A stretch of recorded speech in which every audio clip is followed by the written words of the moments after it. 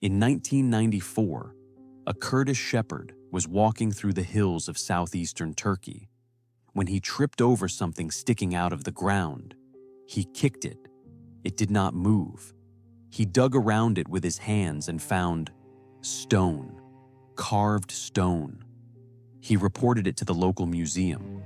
A German archaeologist named Klaus Schmidt came to look. What Schmidt found beneath that hill broke history, not bent it, not challenged it, broke it, completely, irreversibly. What he uncovered over the next decade rewrote the entire timeline of human civilization and raised questions so uncomfortable that parts of the academic establishment have been trying to manage and minimize them ever since. This is Göbekli Tepe, the world's oldest temple complex, and the story of what it is, who built it, and why it was deliberately buried is one of the most extraordinary mysteries in the history of our species. Göbekli Tepe sites on a hilltop in the Taurus Mountains of southeastern Turkey. In Turkish, the name means potbelly hill, an unremarkable name for the most remarkable archaeological site on Earth. What Schmidt found was a series of massive circular enclosures, rings of enormous T-shaped stone pillars, each one up to 6 meters tall and weighing up to 20 tons. The pillars are carved with extraordinarily detailed images: foxes, lions, vultures, scorpions, wild boar, cranes, human arms and hands. Some of the carvings are so sophisticated in their artistic execution that they would not look out of place in a modern sculpture gallery. Carbon dating placed the site at approximately 10,000 to 12,000 years old. Some sections may be older. The most recent dating techniques suggest certain parts of the complex could be up to 14,000 years old. To put that in context, the oldest sections of Göbekli Tepe were already ancient ruins by the time the first Egyptian pyramid was built. Stonehenge would not be constructed for another 6,000 years. The wheel had not been invented. Writing did not exist. Agriculture, according to the conventional timeline of human history, had not yet been developed.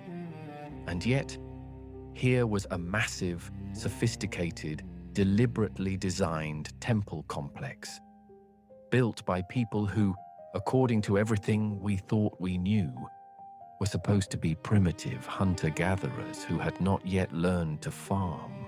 Here is why Göbekli Tepe is so deeply uncomfortable for conventional archaeology. The entire story we tell about human civilization is built on a sequence. Hunter-gatherers come first. They learn to farm.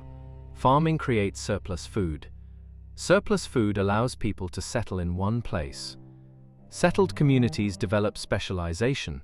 Some people farm, some build, some organize, some create religion and culture. Civilization emerges from this sequence: agriculture first, then temples, then cities, then writing, then empire. Göbekli Tepe destroys this sequence completely, because Göbekli Tepe is a massive temple complex, built before agriculture, built before settled communities, built, according to the conventional timeline, by people who should have been spending every waking hour hunting and gathering food just to survive. People who should not have had the organizational capacity, the surplus labor, the specialized skills, or the cultural sophistication to conceive of and construct something like this. Klaus Schmidt himself said it explicitly before his death in 2014. He said, "First came the temple, then came the city. This reversal of the accepted sequence is not a minor academic adjustment. It is a fundamental challenge to the story we tell about who we are and how we got here. It suggests that the impulse toward organized religion, toward monumental architecture, toward collective spiritual expression, preceded and possibly drove the development of agriculture and civilization, not the other way around. Or, it suggests something even more uncomfortable, that the people who built Göbekli Tepe were not primitive hunter-gatherers at all, that there was a level of civilizational sophistication in the ancient world that we have not yet found evidence for, that there is a chapter of human history that is missing. So who built it? This is the question that archaeologists have been wrestling with since Schmidt first began excavating. And the honest answer is, we do not know. We have theories, we have evidence, but the full picture remains one of the most compelling unsolved mysteries in human history. What we know is this: the construction of Göbekli Tepe required an enormous organized workforce. The stone pillars, some weighing 20 tons, were quarried from limestone bedrock approximately 100 meters from the site. They were cut, shaped, carved with extraordinary detail, transported and erected. Archaeologists have found the quarry. They have found an unfinished pillar still attached to the bedrock. It would have been the largest at the site, approximately 7 meters tall and weighing around 50 tons. It was abandoned mid-construction. Nobody knows why. The scale of organization required to build this is staggering. Feeding, coordinating, and directing hundreds of workers over years or decades requires a social structure of considerable complexity. It requires leadership. It requires planning. It requires a belief system powerful enough to motivate that level of collective effort. These are not the characteristics of small scattered bands of hunter-gatherers living hand to mouth. Some researchers have proposed that Göbekli Tepe was a pilgrimage site, that people came from vast distances to participate in its construction and rituals. Archaeological evidence from the site shows the bones of enormous quantities of wild animals, aurochs, gazelle, wild boar, suggesting massive communal feasting. Hundreds of people eating together, celebrating together, worshipping together. At a site so ancient that the religions we know today would not exist for another 10,000 years. And now we arrive at the deepest mystery of all, the one that keeps archaeologists awake at night, the one that no conventional explanation has ever satisfactorily answered. Göbekli Tepe was deliberately buried. Whoever built it covered it. They filled the enclosures with soil, with flint tools, with animal bones, with stone debris. They buried their own creation so completely and so carefully that it remained hidden for 12,000 years, until a shepherd tripped over a stone in 1994. This was not natural accumulation. This was not gradual silting. This was intentional, deliberate, systematic. The builders of the world's oldest temple complex chose to bury it. Why? Every theory that has been proposed raises more questions than it answers. Some archaeologists suggest it was a ritual closure, that the site was intentionally decommissioned as part of a religious practice, sealed off as sacred and untouchable. Some suggest it was buried for protection, perhaps from an enemy, perhaps from a natural catastrophe, perhaps from something else entirely. Some suggest the burial itself was the final ritual act, that entombing the temple was the culmination of its purpose rather than the end of it. There is another theory, a more uncomfortable one, that whatever civilization built Göbekli Tepe knew it was ending, that they buried their most sacred site not to protect it from enemies, but to preserve it, to leave a message, to ensure that whatever came after, however many thousands of years later, would eventually find it. That the burial was not concealment, it was a time capsule addressed to us. Here is the question that mainstream archaeology has been extremely reluctant to ask loudly. If Göbekli Tepe existed 12,000 years ago, what else existed that we have not found yet? Because Göbekli Tepe is not small. It covers an area of approximately 9 hectares. Geophysical surveys suggest that only about 5% of the site has been excavated. 95% is still underground. We have found the tip of the iceberg, and it has already rewritten history. What is in the 95% we have not yet uncovered? And Göbekli Tepe is not alone. In recent years, similar ancient sites have been discovered across the region. Karahan Tepe, Karahan-Tep, Taz-Tepeler, all predating what we thought was the beginning of civilization.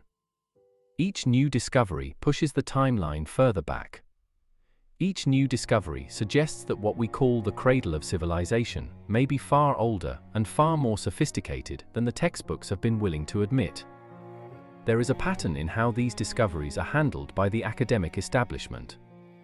Initial excitement, rapid publication, and then a slow process of minimization, of fitting the uncomfortable evidence into the existing framework rather than allowing the existing framework to be broken by the evidence.